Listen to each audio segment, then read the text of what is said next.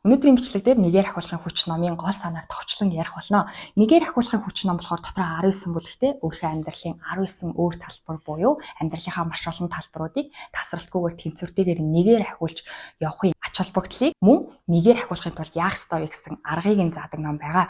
Энэ номыг яг бүхэлд нь бүгдийг нь уншаад яг бацах юм бол бүлэг болгон дээр давтагдж байгаа нэг хоёр гол санаа байдаг. За эхний санаа нь болохоор маш сайн ухамсартай сэргэг байх ёстой. Бүх юмыг анзаарч ухамсартай сэргэг байх ёстой гэдэг мессежийг бол маш сайн өгдөг. За яагаад вэ гэхээр хүн болгон зуршлын амтан гэдэг чинь тий хүний өдөр тутамдаа хийдэг үйлдэлийн 70-80% зөвхөн зуршлын дагуу үйлдэгддэг гэдэг. Гэхдээ энэ ном дээр бол тэр 70-80% үйлддэг гэдэг агаад нь бол зөвхөн үйлдэлийг яриаггүй. Тэрэн дотор бол хүний бодол ч гэсэн орцсон байгаа, хүний мэдрэмж ч гэсэн орчсон байгаа. Өөрөөр хэлбэл өдөр тутамдаа таны бодож байгаа бодлыг чинь 70-80% зуршлын дагуу буюу та өчигдөр юу бодож байсан, урчигдөр юу бодож байсан тэргээ ч гэсэн өнөөдөр 70-80% та бодож идэг. За мөн сэтгэл хөдлөлч гэсэн тий өчигдөр уржигдөр та юу мэдэрч ирсэн тэрнтэйгээ адилхан мэдрэмжийг өнөөдөр 70-80% та мэдэрч идэг. Өнөөдөр та одоо танд сайхан зүйл болцсон болохоор та сайхан мэдрэмжийг мэдэрж байгаа юм биш. Та урд нь ч гэсэн сайхан мэдрэмжүүдийг мэдэрсээр байгаа тэр чинь таны биед бүр тасал болоод зуршил болцсон болохоор та сайхан байгаа. Эсвэргээрээ танд гунигтай ч юм уу санаа зовсон ч юм уу ямар нэг юмнаас юу ч болоогүй ах чинь айсан ч юм уу тийм сэтгэл хөдлөл мэдрэмжүүд төрж байгаа бол тэр чинь таны мэдрэмжийн зуршил болчихсон гэсэн үг. Тийм болохоор нэгээр ахиулахын хүч номон дээр маш сайн ухамсартай сэргэг байх ёстой гэдэг нь юу гэсэн үг вэ гэхээр хүн болвол хүний бидний үйлдэлээс гадна бодол ч гэсэн мэдрэмж ч гэсэн зуршлын дагуу өдөр тутам адилхан байгаад идэг. Тийм учраас маш ухамсартайгаар анзаарах хэрэгтэй өөрийнхөө үйлдэлийг.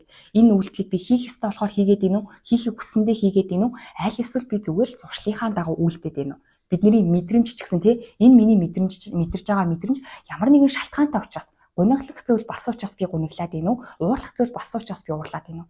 Баярлах зүйл басан учраас би баярлаад ийн үү? Аль эсвэл зүгээр зуршлынхаа дагуу уурлаад зуршлынхаа дагуу би одоо үглээд ийн үү тий? За эсвэл миний толгойн дотор бодож байгаа бодол би сайхан зүйл бодоод ийн, сайхан зүйл болж байгаа учраас бодож ийн эсвэл үнэхээр муухай зүйл болоод байгаа учраас би муухай зүйлийн талаар бодоод ийн үү гэдгийг анзаарах хэрэгтэй мэн. Тэгэж анзаарахгүй хайчгал юм бол хүн яг нэг хэвийн байдалтай байгаад идэг. За тэгээд энэ ном дээр хэлж байгаагаар бол энэ цаг хугацаа урсчил байгаа бол таны амьдрал үргэлж өөрчлөгдөж идэг. Юу ч хэвэндээ байхгүй байгаа. Хэрвээ цагийн зөв эргээл өдөр шиг 2 солигдоод цаг хугацаа эргээл байгаа бол таны амьдралын та ч гэсэн өөрөө бүх зүйл өөрчлөгдөж байгаа гэсэн.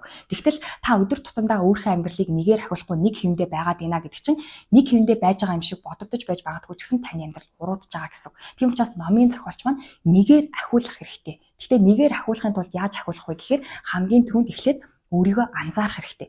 Миний бодоод байгаа бодол болон миний мэдрээд байгаа мэдрэмж, миний энэ үйлдэлүүд зүгээр л зуршлынхаа дагуу явагдаад ийн үү? Эсвэл бол үнэхээр хийх ёстой болохоор би хийгээд ийн үү гэдгээ эхлээд хамгийн түрүүнд номын зохиолч маань анзаарах хэрэгтэй. Ухамсартай байж ижил бүхэл зүйлийн өөрчлөлт эхэлнэ. Эхлээд анзаарч иж өөрчлөлт эхэлнэ. За энэ сэтгэл хөдлөлийн зуршлын талаар жоохон дэлгэрүүлж ярих юм бол энэ ном дээр хэлж байгаагаар бол хүний тарих ерөөсөө өөрхөө танил тасал болсон зүйлийгээ хийж явахдаа 5 тухтай байдیں۔ Гинэ. Хэрвээ та одоо жишээ нь ширээн дээрээ жоох ингэж бүгтийж суудаг бол бүгтийж суух нь танд 5 тухтай болчихдог. Анхандаа бол бүгтийж суух нь 5 тухтай байсан биш. Гэхдээ бүгтийгөө суугаад хаа эн чинь бүр таны биеийн хэлбэр болоод тэр нь бүр 5 тухтай болчихдог. Сэтгэл хөдлөлч гэсэн яг үнтэй адилхан. Эхлээд одоо жишээ нь таны амьдралд таныг уурыг хүргэсэн зүйлсүүд их болдог байсан гэж бодъё л да тий. Анх та ууралдаг зуршилтай байгаагүй байтал таны уурыг хүргэдэг зүйл маш их болдог байсан. Тэгээ та ууралдаг байсан бол сүүлдээ тэр уурандаа таны бие чинь дасаад сүүлдээ уурлахаараа та илүү тайван байдаг болчдөг. Уурлаж байхдаа илүү тайван байдаг. Уурлаад байгаа юм чинь 5 дахьгүй байдаг гэж бодож магадгүй л дээ тий. Гэхдээ бидний тарих бол нэг үйлцэн үйлдэлтэй тасчихдаг. Тэр нь 5 тухтай байгаад байдаг. Тэгэхээр та урд нь байнга уурладаг байсан бол сүүлдээ уурлах зүйл юу ч тохиолдоогүй байхад ууралж яхад таны тарих чинь 5 тухыг мэдэрч байна гэсэн. 5 тухтай bijдэг. За жишээ нь санаа зовдөг зуршил байлаа гэж бодох юм бол санаа зовж явахдаа та өөрөө тайван bijдэг. Жох ойлгомжгүй юм шиг сонсогдож байгаа боловч бидний тарих танил тасал болсон зүйлдээ дуртай байдаг учраас урд нь та ямар хэмнэлд байдаг байсан тэр хэмнэлдээ байхдаа тайван байдаг. 5 тухтай bijдэг. Гэтэл та урд нь байнга ингэ санаа зовдөг ч юм уу одоо гунигэлдэг зуршилтай байсан бол гинт баяр хөөртэй болохоор гайхдаг. Гайхсаа тий одоо баг уйлах хөвгтийн бүхс өмнөх өдрөө умалцсан ч гэдэг юм уу тий тэрдэг шиг амар баярлснаа. Яагаад юунаас болоо баярлаад байгаа юм болоо гэж гайхдаг. Тэгж гайхаад байгаа шалтгаан нь та урд нь баяр баясгалан гэсэн тэр сэтгэл хөдлөлтийг их мэдэрдэггүй байсан болохоор таны тарих чинь цоош нь ямар тэгэхээр гайхаж байна гэсэн үг. Энэ мэтчлэнгээр хүний тарих бол ерөөсөө тассан зүйлийг хэвэн гэж хүлээж авч идэг. За энэ сэтгэл хөдлөлийн зуршил аюу энгийн юм шиг сонсогдож байгаа боловч энэ сэтгэл хөдлөлийн зуршил бүр ямар аим хүчтэйгээр биднэрт нөлөөлдөг вэ гэсэн чинь сэтгэл хөдлөл бидний үйлдэлийг чиглүүлж биднийг хэн байх эсхийг тодорхойлсон ДНК-г маань бий болгож байдаг. Тэгэхээр өнөөдөр та ууралж гин үү, баярлж гин үү гэдэг нэг л сэтгэл хөдлөл чинь таны бүр генийг өөрчилж байдаг. Та өдөр болгон уурлал байх юм бол таны ген ууртай ген болоод уурлахтаа бүр тасан цогцоод уурандаа таарсан генээр өөрчлөгдөж гин гэсэн. Өдөр болгон баяртай байгаад их юм бол таны ген бас өөрчлөгдөж байдаг. Генийн дагаад өөрчлөгдөж байдаг. Сэтгэл хөдлөл бүр таны генийг баг багаар өөрчлөгдөж байдаг гинэ. Тэгэхээр номын зохиолч маань нөгөө нэгээр ахиул гээд байгаа нь та өдөр болгон хийдэг үйлдэлийг хийгээл ах юм бол тэр чинь бүр таны генийг өөрчлөөд та сүүлдээ бүр зүгээр нэг уур гэдэг зүйл нь таны бүр бие махбод болцсон. Нэг хэсэг чинь гений чинь өөрчлөлтсөн тийм хэмжээнд очих учраас нэгээр ахиулах хэрэгтэй. Сэтгэл хөдлөлөө нэгээр ахиулах хэрэгтэй. Гоё болгох хэрэгтэй. Сайхан болгох хэрэгтэй. Тэрийг нэгээр ахиулаарай. Шууд нэг өдөр бүгдийг өөрчлөх боломжгүй нэгээр ахиулах хэрэгтэй. Гэхдээ урдныхаа хуучин тэр зуршилтаа таны бичин бүр дасал болчихсон учраас нэгээр ахиулахад ч гэсэн ядаргаатай хэцүү байх болно. Гэхдээ нэгээр ахиулахын тулд ухамсартай байх хэрэгтэй. Анзаарах хэрэгтэй. Анзаарахгүй бол нэг л мэтгэд яг л буцаад урдныхаа сэтгэл хөдлөлтөд орчихсон байна. За дээрэс нь бодолч гэсэн яг адилхан тий өдөр болгон таны бодож байгаа зүйлс бол зуршлыг чинь дагав. Тэгээ таас өөрийнхөө бодлыг анзаараад үзэхгүй тий үнэхээр би цааш нь бодоод ийн үү аль эсвэл урд нь өчигдөр ч юм уу уржигдэр ч юм уу эсвэл хэдэн сарын өмнө боддог байсан тэр зүйлсүүдэл бодоод ийн үү гэдгийг анзаараад бичиж үзэх юм бол бас сонирхолтой тий яг бичээд үзэх юм бол би яг үнэхээр нэг л боддог зүйлсүүдээ бодоод ийм байна гэдгийг анзаарах боломжтой тий. За жишээ нь өнөөдөр өглөө энэ зорилгоор өдөртөөс амьдралыг энэ номыг уншижсэн баггүй гэсэн чинь энэ ном дээр хүмүүсийн ер нь 5 ингээд байг зурлал толгойн дотроо нэг ингээд байнга бодож идэг нэг 5 зүйл байдаг гинэ. Гэтэ энэ бол ихэнх хүмүүсийг хэлээгүй зүгээр урагшаа ахиж чадахгүй байгаа хүмүүсийн толгойн дотор нь эргэлддэг бодлын талаар ярьж байгаа байхгүй. Тэгэхээр хэрвээ таны амьдрал урагшлахгүй байгаа бол энэ 5-ын аль нэгийг та толгойн дотроо маш их бодож явах магадлал өндөр гэсэн үг тийм ээ. За нэгдүгээр нь болохоор хийсэн гин нүглээ байнга боддог хүмүүс гинэ. За би урд нь өстө тэрийг буруу хийчихсэн өстө би бол өстө хүний мөсгөө новш ч гэдэг юм уу тийм ер нь бол өөрхөн урдны хийсэн алдаагаа байнга толгойн дотроо бодож идэг хүмүүс байдсан байна. За энэ хүмүүс бол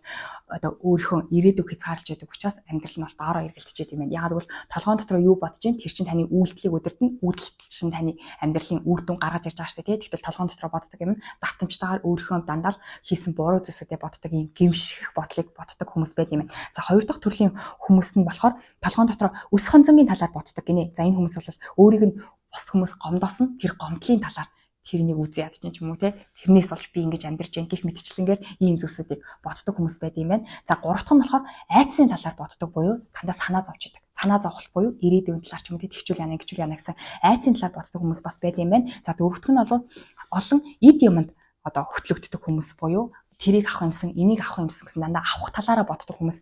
Энэ авах талаараа бодоод байгаа хүмүүс бол доторх нь хоосон учраас тэр доторх хоосон байдлаа ямар нэгэн зүйлээр нөхөхийн тулд тэрийг аавна, энийг аавна гэсэн гадаад эд зүйлсийн талаар боддог хүмүүс байд юм байна. За 5 дахь төрлийн хүмүүс нь болохоор бусдад хүлээн зөвшөөрөхдгийн талаар боддог хүмүүс. За энэ бусдад хүлээн зөвшөөрөхт нь гэхээр ерөөсөө энэ хүний толгойн дотор өөрийнх нь талаар бодол ахгүй гэсэн. Тэр нь таалагдах юмсан, энэ таалагдах юмсан, тэр нь таалагдах бол яана, энэ таалагдах бол яана гэх мэтчлэнгээр энэ хүний толгойн дотор нь ерөөсөө дандаа өөр хүмүүс байждаг. Дандаа өөр хүмүүс байж байгаа учраас энэ хүний амьдрал нь урагшаа ахидгүй юм гинэ. Тэгэхээр таны толгойн дотор ямар энэ 5 зүйлийн аль нэгийг нь та зуршлаа болгочихсон жишээ нь одоо хүлээн зөвшөөрөгдөх талаар ч юм уу те бусдын таалагдахын тулд би яах ёстой вэ гэдэг бодлыг зуршлынхаа дагуу байнга боддог болчихсон бол таны амьдрал зогсон нэг байдалтай байгаа юм байна. Тэгэхээр нэгээр ахиулахын хүчийг хэрэгжүүлэхийн тулд би аль зүйлийг нь хэтэрхийх бодоод байна. Миний бодлын зуршил юу вэ гэдгээ ухамсартайгаар таньж мэдэх ёстой юм байна. Тэгэхээр нэгээр ахиулахын хүч номын 1-р мессеж нь болохоор бид нэр угаасаа тассан сурсан зүйлдээ бүр хит автаад тэрийгээ бүр нэг үйлдэл дахин автаад байгаа хэрнээ тэрийгээ анзаардаггүй учраас эхлээд анзаарах ёстой гэсэн чинь 1-р үйлдэл нь анзаарахтай байх хэрэгтэй, ухамсартай байх хэрэгтэй гэсэн нэгдэх зүйл нь болохоор тийм байгаа. За 2 дахь гол мессеж нь юу вэ гэхээр хэмжих хэрэгтэй. Хэмжих буюу дүгнэх хэрэгтэй. Яагаад гэхээр шалтгаан нь бол түрүүнийхтэй адилхан хүн угаасаа л нэг зүйлд автчихдаг учраас тэрийгээ байн хэмжих хэрэгтэй. За жишээ саяны жишээн дээр бол та юу бодоод ийн өдөржингөө юу бодоод ийн гэдгээ анзаараад бичээд үзээрэй гэсэн шүү дээ тий. Анзаарна гэдэг нь 1-р алхам бол 2-р алхам хэмжих. Хэмжихтээ яаж хэмжиж болно? Бичиж болно тий. Эсвэл одоо дууга хураачиж болно шүү дээ тий. Одоо би өнөөдөр ийм зүйл бодлоо гэдгээ дууга хураачиж болно. Эсвэл бичиж болно. Бичих бол миний хувьд бол маш үр дүнтэй байдаг. Тэгээд энэ ном дээр 2 дахь зүйл нь та заавал хэмжих хэрэгтэй. Хэмжихгүй бол та нэгээр ахиулж чадахгүй. Өдөр тутамдаа өнөөдөр би юуны талаар бодсон бэ? Өнөөдөр миний сэтгэл хөдлөл ямар байсан бэ? Миний үйлдэл өнөөдөр ямар байсан бэ гэдгийг өдөр тутамдаа хэмжихгүй л бол тэрийг нэгээр ахиулах боломжгүй. Яагаад гэвэл ухамсартайгаар та тэрийг зориудаар өнөөдөр би нэгээр ахиулна гэдгийг ухамсартайгаар бодоод ухамсартайгаар би яг нэгээр ахиулж чадсан уу гэдгийг хэмжиж үзэхгүй л бол нэгээр ахиулах ямар ч боломжгүй. ухамсартайгаар нэгээр ахиулсан уу гэдгийг хэмжиж үзээд ахиулж чадсан бол юунаас болоод ахиулаад чадсан бэ? Ахиулж чадааг бол би юунаас болоод ахиулж чадаагүй гэдгийг хэмжиж илүү сайжруулах боломжтой.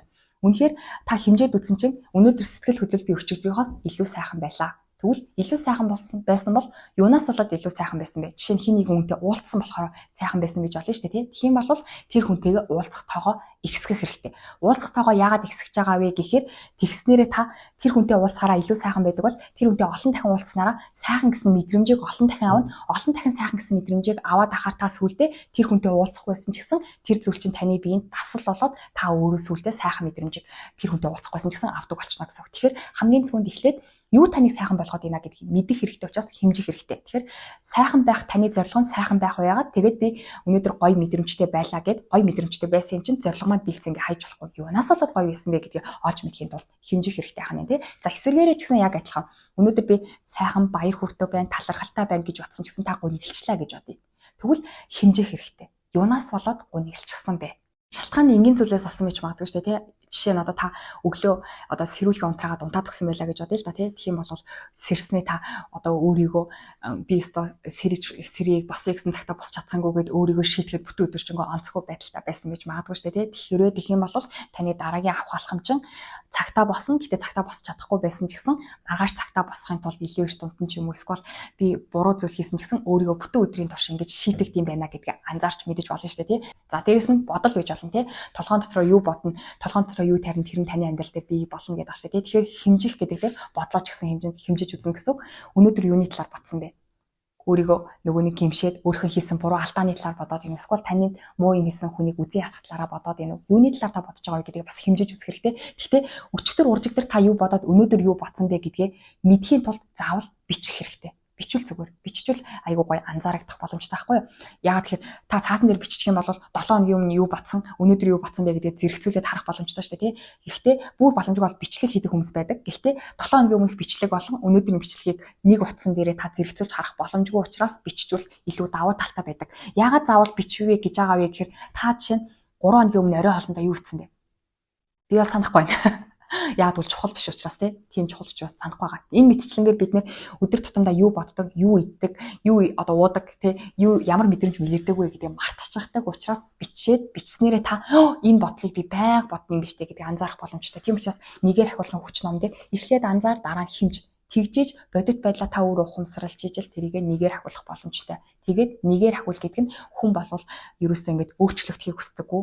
Нэг л мэдэрсэн, нэг л дассан зүйлтэй хэд автчихсан байдаг учраас тэрийгэ өөрчлөх дурггүй байдаг. Гэтэл одоо нэг удаадаа би амьдралаа үндсээр нь өөрчлөнө гэж 10-аар, 100-аар, 20-оор өөрчлөнө гэх юм бол бидний бие угаасаа тасан сураагүй зүйлээсээ зогтдог учраас Монголын үл 3 хоног гихцээр юм болно. Тийм учраас нэгээр тасралтгүйгээр ахиулах хэрэгтэй. Нэгээр тасралтгүйгээр ахиулахын тулд та ихэд анзаарах хэрэгтэй, хэмжих хэрэгтэй гэсэн гол мессежийг энэ ном дээр өгдөг байгаа.